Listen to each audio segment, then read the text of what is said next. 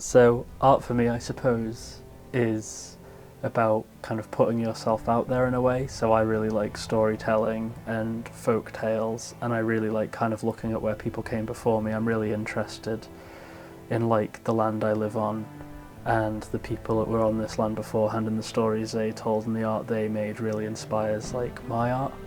And I enjoy kind of putting my own spin on that and kind of seeing these stories and why they were written back then, and how some of those morals and ideas behind those stories are kind of like a base human experience, and they can still be brought forward and they can still be talked about today, even though we're so separate from those people back then. So it's really fun kind of being able to put my own personal spin on it and really put myself into this work and become a part of something bigger, I suppose. I used to, in my breaks at school, me and one of my friends would go in the library during our breaks, and we'd grab all the printer paper and we'd just make these little comics where we'd literally just be folding over pieces of paper and just drawing little comics on it. And I don't think I have them anymore, but they were hanging around for ages. It's probably for the best they're not around, to be honest, because they're pretty awful. So I think that was the start of it, really kind of thinking I'd love to do this as something. And then when I went to the Isle of Man college, I kind of really started honing in illustration, it's illustration I really like. And it was fun to explore other things. There's ways of telling stories in other mediums as well, but I found that illustration is the one that I kind of really latched onto.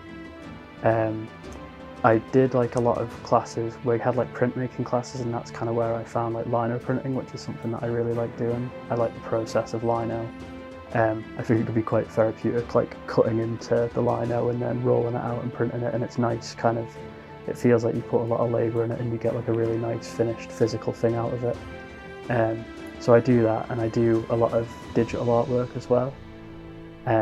And I like the digital, you can get a good quick result out of digital, and it's kind of got a good turnaround. But I think when I want to do more of a long form project, I usually return to lino or traditional drawing. That's kind of my safety net. I think, yeah. So that's kind of where I really developed the idea of taking it further and going into illustration and printmaking, which is my two favourite things now.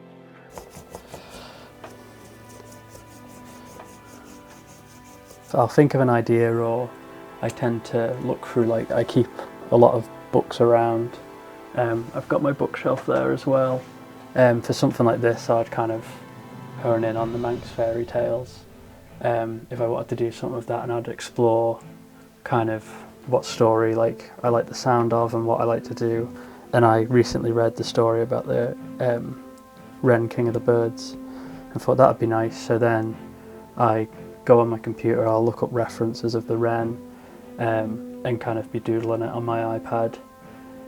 That usually takes about a couple of hours to kind of get a finished drawing out of it, and then print that off and get it all set up, tracing it out and then cutting into the piece. That's probably about another hour or so, and then it doesn't really take too long to actually get it rolled out. It's pretty much all done from here. So I've got this little studio area where when I want to kind of work or I'm inspired, I can kind of come in here, I can write stuff up on the computer.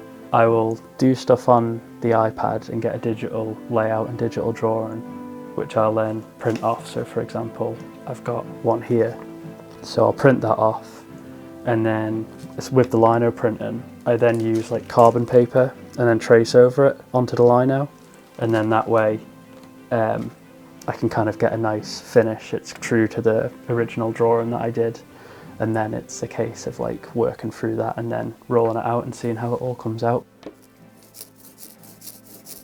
So I mean, this glass as well that I use for rolling it out, this is just from an old picture frame, so it's kind of repurposing it to have a new use. I wanted something level because I know a lot of the lino kits come with those little trays, but they tend to not be as level as I need them to be, so I've decided to get an old photo frame from a charity shop and then tear it out, kind of use that, and then I just use a spoon to kind of make sure that I get into all the grooves and all the details as much as possible. With creating my murals, that was a really interesting process because I've always worked in sketchbooks and I've always worked quite small, and at college my teacher would push me to kind of try and do bigger, bolder kind of things because I was always quite tight with my artwork and quite small, and I would never fill a page, and he always wanted me to do something bigger and bigger and really showcase it. So I mean, I've been continually trying to push myself to do that, so when I saw the opportunity to kind of take part and do this mural project and do something completely different to what I'm used to doing, I jumped on the opportunity because I thought, here's my chance to kind of make something bigger and bold and really kind of have an impact. And it was a really fun experience. It's something I'd never tried before, but something that I'm always open to now. This is him. This is my artwork of Jimmy Squarefoot.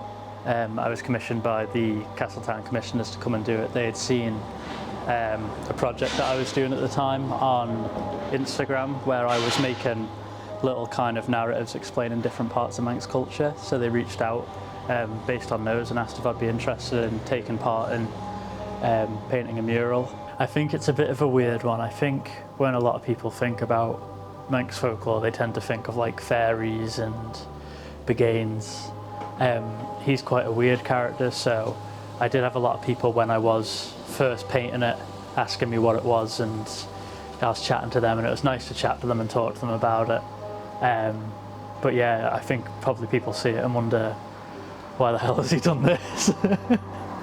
Yeah, he is a bit of a weird one, but I like him. He's a part of the culture, so I think he deserves a bit of spotlight. When I create my artwork, I kind of like that old kind of woodcut or cut into lino style, but then with the paintings as well, I'm really into like graphic design and graphic art, which is why I chose like the kind of vibrant colours to give it more of that like graphic look, but then incorporating my traditional like working with lino and drawing kind of style into it. So I think it's like trying to bring that blend of like the more modern graphic style of art with things from the past. It kind of brings the two together, marries the two together quite nicely, I think.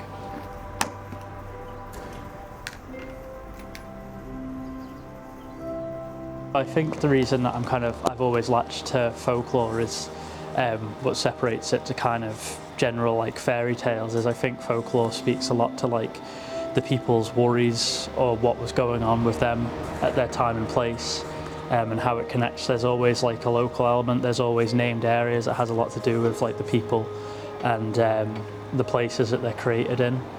And I've always liked that about storytelling, is connecting it to like not just yourself but the area that you're from. It's like always quite inspiring, and I don't think you always see it initially, but it has a lot to do with what you end up creating. I think kind of it inspires you and tells a lot.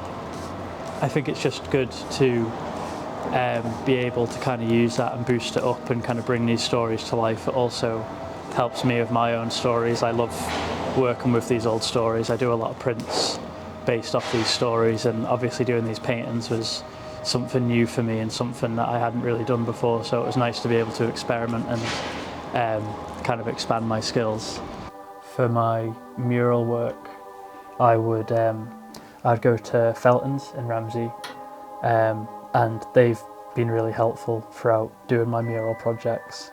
You know, they'll give me a catalogue of colours they can make based on the paint I need. They'll mix it all, and they're really good to talk to if you have any queries or questions about what exactly you need and what you need to do. So I found it's really helpful. It's not only helping a local business as well, it's really helpful for me because it's that interaction, like that human interaction where you can really understand and talk to someone about the materials that you're kind of going forward working with and supporting. In terms of getting my supplies, I tend to buy my lino and my inks from like the Bridge bookshop in Ramsey, or I go to the art store in Douglas if I'm because I'm at work during the week. Sometimes it's easier to go there, but it's always a case of trying to support brick and mortar stores, local businesses as much as possible. And I tend to buy recycled paper in bulk. I want to start learning how to get into the process. I've been watching videos on how people save scraps and make their own, so that would be something to explore in the future. But for now I buy recycled paper in big bulk, and then I print all my prints on recyclable paper as well.